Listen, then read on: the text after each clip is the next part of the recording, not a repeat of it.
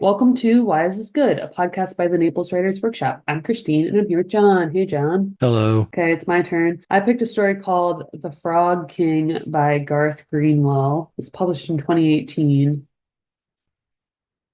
We had no plans in Venice, had done no research, but it didn't matter. Just to be there was enough. Amid the capillary water and sinking stone, there was a kind of uniform beauty to everything, a blanket wonder. Every corner we turned made our gasp. Every church we stepped into, every statue with its marbled frothed up like surf, like the involutions of thought. Fuck these people, R whispered as we stared at a painted ceiling. Fuck them for getting to live in a place like this. He was smiling when I glanced at him, but I knew he meant it, or half meant it. He often said that he was born in the wrong place. Shitty Portugal, he would say. Shitty Algarve. The shitty Azores, shitty Lisbon. It should all have been different. His life was fucked. Sometimes I could bring him out of these moods. I could kiss him and say he had a new life now, his life with me. Who knew where we'd end up, in Europe or America? Who knew what adventures we'd have? And sometimes he pushed me away or turned his face from mine. We don't get to choose anything, he'd say then. We think we do, but it's an illusion. We're insects. We get stepped on or we don't. That's all. When he talked like this, there was nothing I could do. Anything I did made it worse, whether I got angry or sad or tried to make him feel my own happiness, the happiness I felt so often just looking at him as he slept or read or stared into the screen of his laptop. It was an immovable force, this mood that descended on him sometimes, and I worried that it was descending on him now, that it would darken the rest of our day, but it didn't descend. When we left the church and turned blindly around the next corner, he pulled me into a little alcove and kissed me, his hands on the sides of my face. I can't believe I'm here, he said. It's like a movie. I'm in Venice with my American boyfriend. He laughed. My sister would be so jealous. She always wanted an American boyfriend, and I got one first. And then he was off again, dragging me by the hand behind him. He did this repeatedly, pulling me into doorways and alleys to kiss me, always somewhere a little apart. Though we were still noticed, people passing would stare at us or look decidedly away. One heavy old man scowled. A young couple laughed, which I minded more. R seemed not to notice, but I noticed. It was a weird reversal. He was the more open one here, and I was hyper-aware, feeling the reflexes of fear, though I wasn't afraid. I didn't think I was afraid.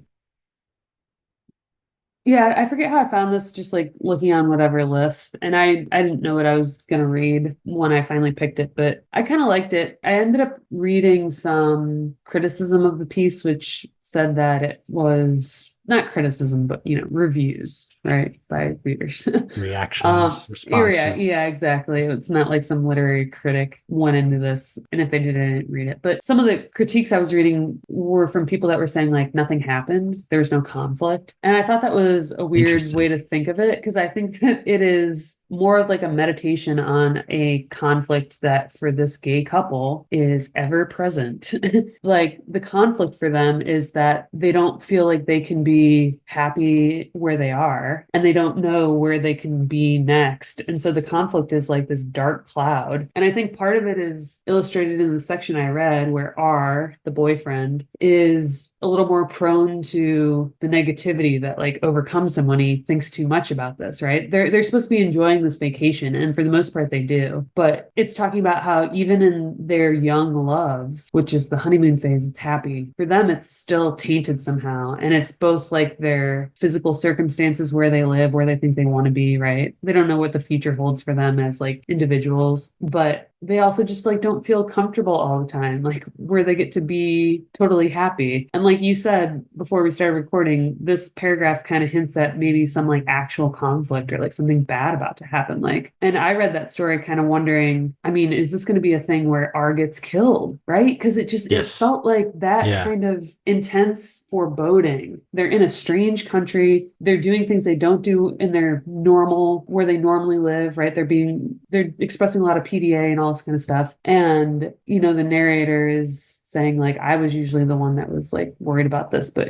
or I was usually the one that was like affectionate, and here it was reversed, and that made him even more uncomfortable. And it's like, yeah, you just feel this like tension. I feel like throughout. That's so funny. Sorry, I go ahead. know. I know. I was like, what do you mean? Like, this is, I think what they meant was that it didn't come to a head in the way that maybe you expected. And we talked a lot in our last episode about expectations, right? Like, if you kind of introduce this, maybe you're reading it to the end where you think that something bad will happen. And instead, what ends up happening, I think, in this story is maybe more like an exercise of really good writing. And that's why it worked for me. But there's this like scene at the end where it's just this very intimate scene. It's not even like sexual sexual, where the narrator is like kissing R, his boyfriend, all over his body. And it, like, the way it's written, it takes its time and he's taking his time. And by the end, his boyfriend's crying. And it's because it's like one of the most like intimate, sort of like honest, kind things it sounds like that someone had done. And Well, he's also just saying like an incantation, I love you. I love you. mhm, And like at first he's like, eh, and then finally he just yeah, like, oh man, you accepts it. feel it. Yeah. And there's even like talk in that section about how, when you repeat words too much, like they lose their meaning, but then they don't Yeah. even sound like themselves, but then they adopt like a new meaning. I feel like They I've read found that this. meaning again. He like Yeah. rediscovers it in the middle. And it's Yeah. deeper and it's like more important now because you actually had to like let it wash over you that many times. Yeah. So I felt like this was just like a beautiful piece, and maybe anyone that thinks that nothing happened would call this more of like a vignette, like a scene, because I do think what it's doing is like capturing like a tone. I think that's what it does best. I'll remember it for the scene, and I feel like it captures something that was like honest and real for them. I was gonna thinking of it as a portrait, Okay, sure. but the portrait is static. And I just like last episode, I was thinking about trying to figure out what defines or what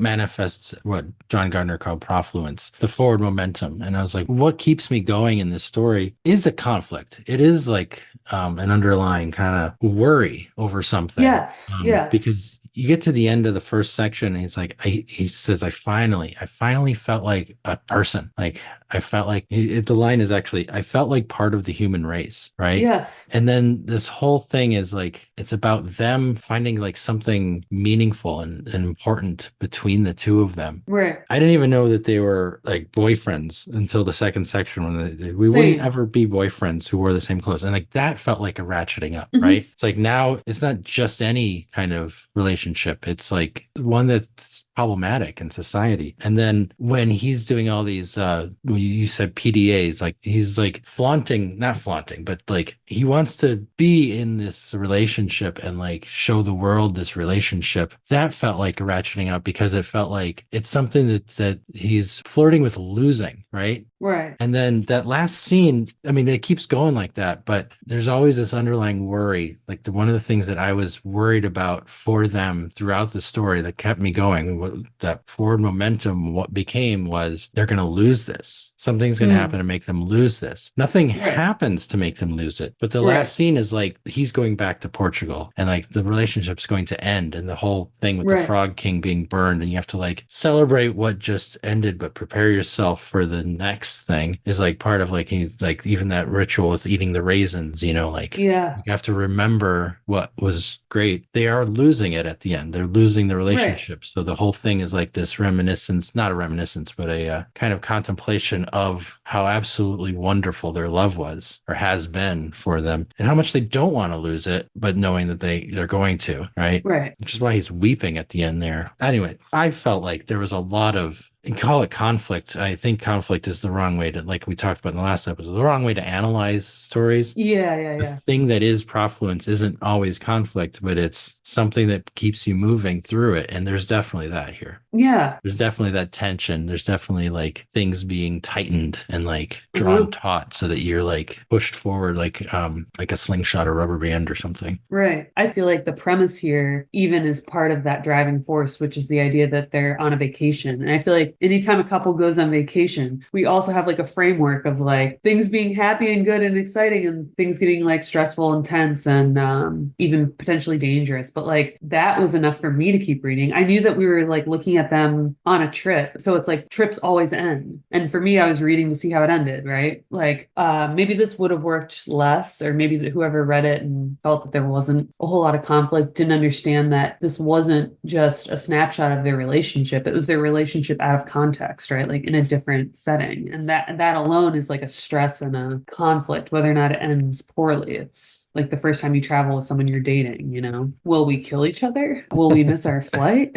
Or will it end in us apparently kissing each other for hours in a non-sexual way? So I don't know. Yeah, there was enough of, like you said, that momentum just with the premise. Yeah, like a lot of that stuff, it's not a conflict between them, but there's that they're trying to enjoy what they have, but R is very sour in his Yeah, reaction to people, right? And so there's like right, that kind of like that's why he's always being so demonstrative. Like right. he's trying to hold on to something. It's like this underlying kind of like really understated conflict, if you will, in his personality, in his like character, in like how he is in this relationship. Like that sourness versus just the wonderful thing they have together, like is a conflict. But it's small, it's understated, it's very little. But it is also part of what pushes you forward. It's part of the whole problem of like they could lose this. Yeah, I feel like there's probably always like someone in the relationship that's a little more pessimistic for whatever reason too, and that is a conflict in and of itself. Like the section that I read, he talks about like anticipating these moods and what he normally has to do about them, and has like kind of tiptoeing like, and it's not this like hugely negative thing where he's like, I'm gonna dump R because he's negative, but he's kind of like he's just like so in touch with it that like I feel like this author was also like capturing something that like is very relatable, right? So maybe that's why I enjoyed reading it so much. And but he was doing it like in a really good way. I thought the writing was strong throughout. I could picture his own like tensions and everything. Just that section in particular where he's like these moods descend on him and there's only so much I can do to get him out of it. That's a conflict too. Yeah, I don't know whoever this reviewer was, I think missed something. Oh yeah, don't worry. But it wasn't, there were other ones that was like not a whole lot happened. I was like, no, like not a whole lot of plot happened, but there's a whole lot going on. I would call this like a relatively quiet story, you know? Yeah, we burn a frog at the end, but that's kind of unrelated, right? That's a symbol. That's like, Yeah. pulling out of the 19th century kind of like, let's put a symbol in there.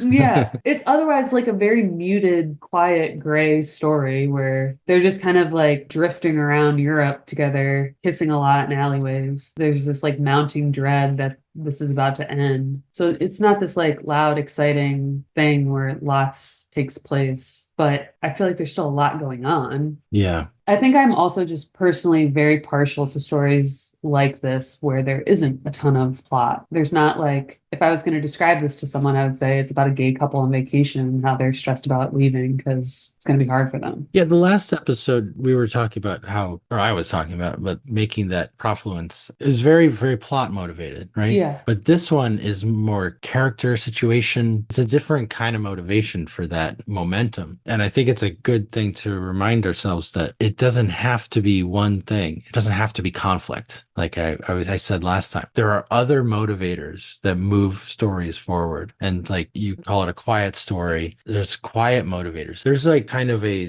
tension that can be over the entire thing right. that kind of like pushes each section. And there are small incremental adjustments that increase that as you go. Like every time he talked about doing like kissing each other out in the open, Yeah, he would mention that people would look at them and like you could feel that as a tension. They're trying to grab onto this relationship so strongly, but those details introduce the idea that they could lose it. And it's subtle, but it's there. It's always there and it's always being ratcheted. yeah, that is a good point to make that not all types of momentum have to be plot driven. There can still be something where here it's almost like there's power plays. And not that these two are like fighting that way, but like you said, it's like when different personalities are just presented on the page. That's enough of a momentum. I guess like momentum, like what we're talking about too, is just like, do I care enough about what is about to happen? Am I asking myself what happens next? Like, do I care? And I do care. Whether or not I think that there's going to be a frog set on fire or like a shooting or, you know, like aliens land or these two have some kind of a fight. Like, do I care enough to keep reading? Am I wondering what happens next? One thing I was curious, I was wondering if he was gonna, like you said a while ago, kind of expect him to get killed or something. Expect a hate crime. Yeah. But that underlies everything in this. But that's a plot thing. You can Yes. also have that tension outside of that. Right. I can't remember if you said it in this episode or the last one. I think it was the last one because it like kind of was all in this like conversation about momentum. But we talk about this too, like all the time, like what makes you keep reading a story when it's not assigned to you type thing. Yeah. Like if I didn't have to read a lot of the stories that I read, would I keep going? I mean, even for certain podcast stories that we've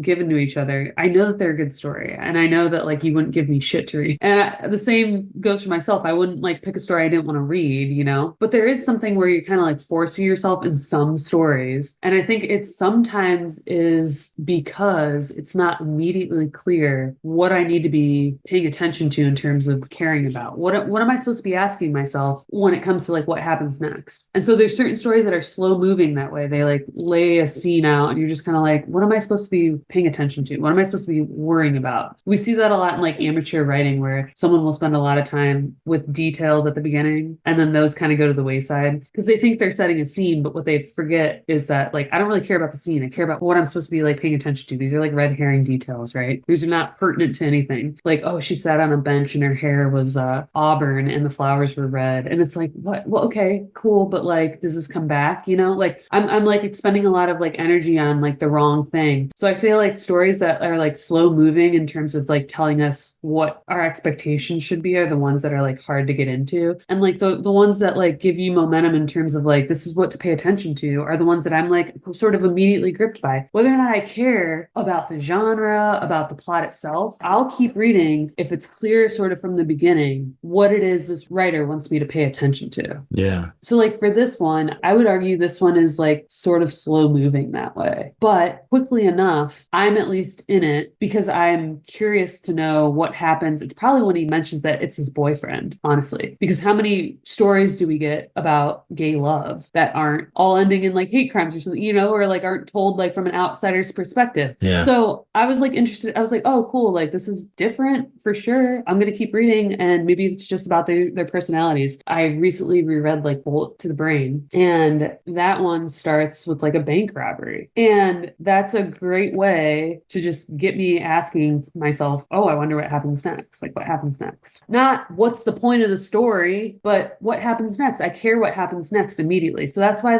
we talk all the time about like starting a story, a novel, especially with action, not the primary conflict necessarily, but action. That's how you get a reader into a story quickly. And the action is like what a lot of times I think gives that momentum. It's like, I'm wondering what happens next. I'm not wondering to myself, what's the point of this fucking story? I'm just kind of like, oh, this is good enough right now. Let's get to the next section. Let's get to the next section. I'm having a good enough time.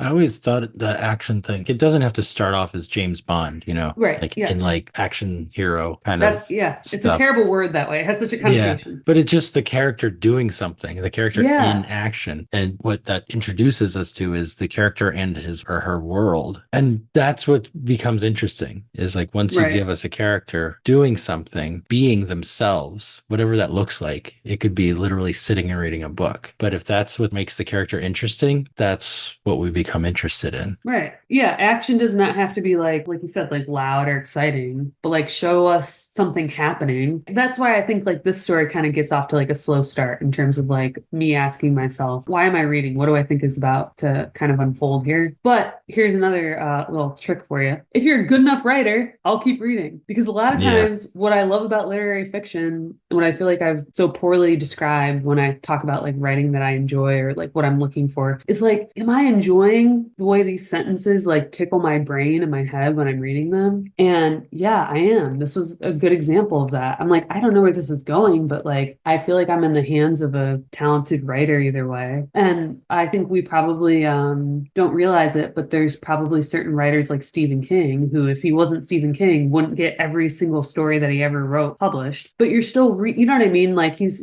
created a name for himself. He can do no wrong now. But there are writers like that who, when you read their stuff, even if it's like not your favorite Stephen King story, consciously or subconsciously, the writing itself is doing something that your brain likes. It's easy enough to read. And it's like, oh, I'm just kind of like floating along here. Like maybe by the end, I'm like, I liked it better. But you're still like in the hands of a capable writer. So whether or not that writer lands every time, there's a momentum too, I think, in what is like the artistic rendering of it. Yeah, I felt like I treated this story unfairly a little bit in that I was thinking about momentum before I started it. Yeah. It's become a question I'm really curious about is like what keeps me reading? Because this is the point of the podcast is I want to learn how to write better. So Right. I want to learn how to write stories that will keep people reading. What is the ingredient? What is the key to that? So I started reading that story with that in mind. And so I was marking every moment when I was like, this is ratcheting. This is a moment of ratcheting for me as a reader. It could be different for other people, but like these were the moments, and I marked them. And one of them was the first word boyfriends. Like when that popped up, I was like, I'm interested. Right. Because there is automatically a tension there. I didn't mark the first section. Well, the last line of it I did mark because like I finally felt like a member of the human race.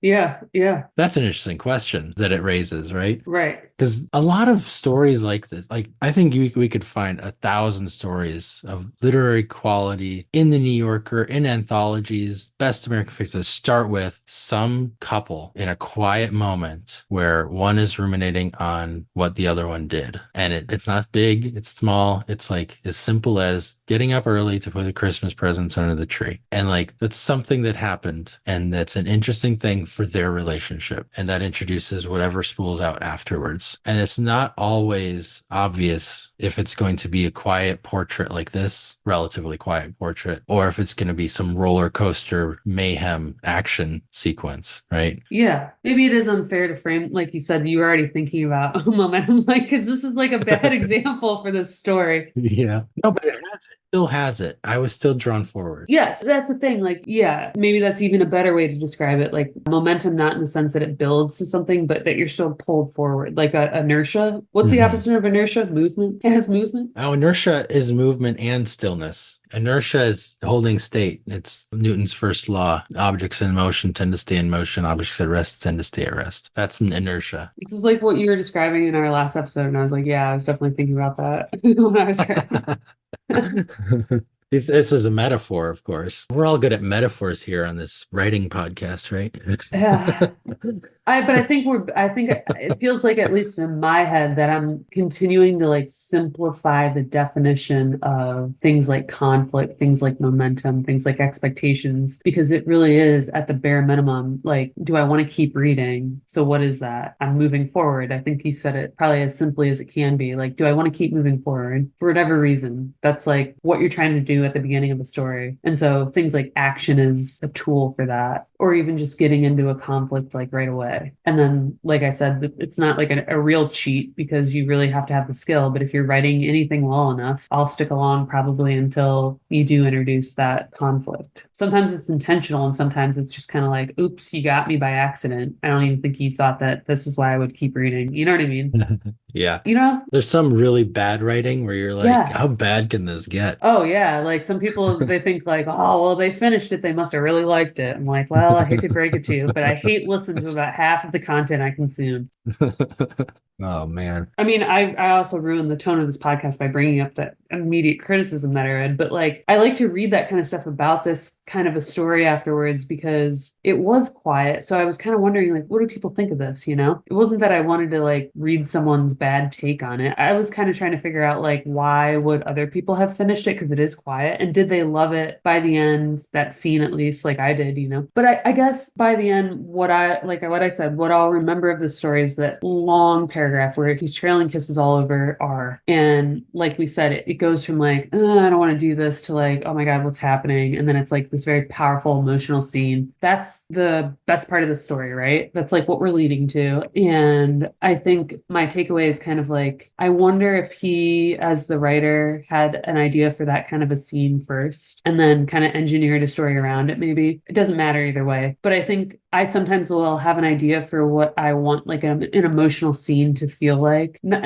emotional in the sense that you're crying, but like I have an idea for like whatever it is I want to evoke. Like anger or fear or whatever it is. Yeah. Whatever it is. And like maybe it's drawn out in this sense too. Maybe he had the idea for this exact scene and even some of the what would have led to it. But that's enough to be a climax for a story if you do it right. And I think sometimes a danger is that we think that just like an emotional note, making the reader feel something is not enough for a story, and then we'll over-engineer a plot somehow. So I think the criticism of this is not that everyone is saying that, but at least that type of a criticism is undeserved if the story can accomplish this kind of like reaction emotionally from the reader, because they did it. They didn't need to have Michael Bay explosions either. So does the story need to have that kind of like gripping momentum where it's like propelling you forward, where it's like, oh my God, what's going to happen? No, it doesn't, because still by the end, I felt something. That's what I like about most writing, is if I feel something. I don't often read something and think, oh, that was so clever, I definitely want to read that more. Like, you know what I mean? Some people I think like that kind of stuff. I don't. I really like the stuff that you feel stuff. Yeah. Even like your most popular book that you can think of that everybody's kind of read. Even in I'm trying to think of like big name stories like, I don't know, Slaughterhouse-Five. Like maybe you're gonna sit here and tell me about aliens and time being a circle and all this kind of stuff. Like that's cool, right, right. But those are all of the vehicle for the emotional takeaway, which is like so it goes, which is like dealing with trauma and how you get through it and enjoy things anyway. You know what I mean? It's like I think people get upset about stories that they can't describe in terms of plot because we're so bad at describing our emotional reaction to something. So when they see a story like this, they want to dismiss it as not a full story somehow. But the story can still be about just that. It can just be about the emotional takeaway. It doesn't have to be about what happens plot. Yeah, that's kind of similar to my takeaway as well. And my Sure, I takeaway, believe obvious. you. Well, it's you're like that's kind of like mine. I'm just kidding.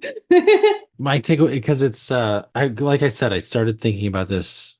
Entered the story thinking about momentum and what was going to keep me in it. And like you mentioned, like this seems like an unfair way to approach the story, right? Because it isn't an obvious one, but it did still keep me interested. And I read this pretty quickly. Yeah. And I was really into it. And that just shows that even just emotional interest can be a driver, right? Right. Finding out how things are going to turn out, just how much they loved each other was interesting, right? Right. And like culminating with that last scene when they're able to just confront their feelings for each other and feel them like so fully. Like how many times throughout this story, part of the tension is he stopped and he kissed me in public and people were watching and I'm not fully engaged in the moment because I'm worried about the people watching. And now at the end, I'm fully engaged in the moment. That's a culmination. That's an ending. That's a place to arrive at. So yeah, the things that keep us reading don't have to be questions of information or questions of like, will he succeed at like climbing the mountain or like doing the thing? They can be as simple as emotional questions like, will I feel the feeling?